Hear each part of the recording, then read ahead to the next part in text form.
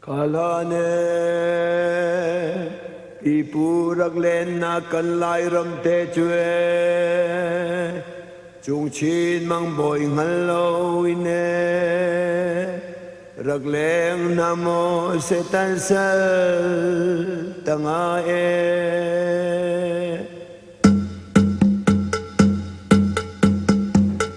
Kalane ipurak len na lai ram te chue chung chin mang boi ngal lo ine rak leng namo se tan sal tanga e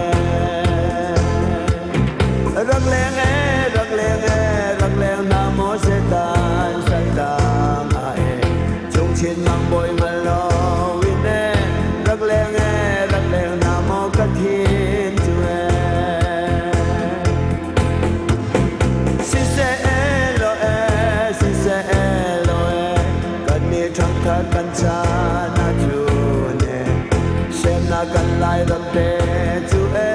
chung ra kha le na view na ram si ai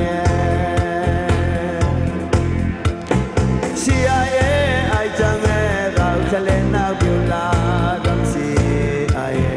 sem na kan lai ram te chu e chung ra kha le na view na ram si ai liam cha e kan tuan cha e ro bang lim dung sa le chung jing nu biang nak chu nin e kan da man zu thuk din kan dun deu tin na e na mo e kan da man zu din kan dun deu tin na chung jing nu biang nak chu nin e kan da man zu thuk din kan dun deu tin na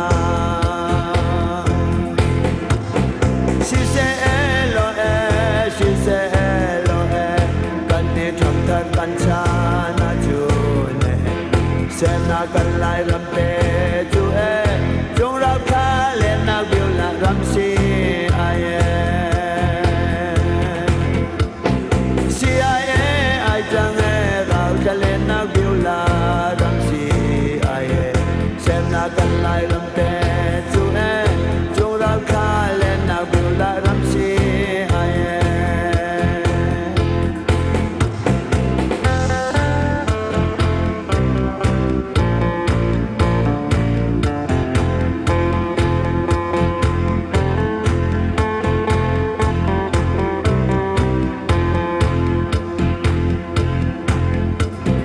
Come to e Giêsu nun em kan lai ram te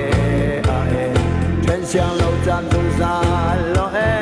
te chi ne pha pa chan tiang cheu chi se cheu chi ne se lo e te chi pha pa chan tiang cheu chi se thuyền xiang lâu chan dung sa lo e te chi ne pha pa chan tiang cheu chi se Cheo ve chang e kan ni thang than kan cha na chu ne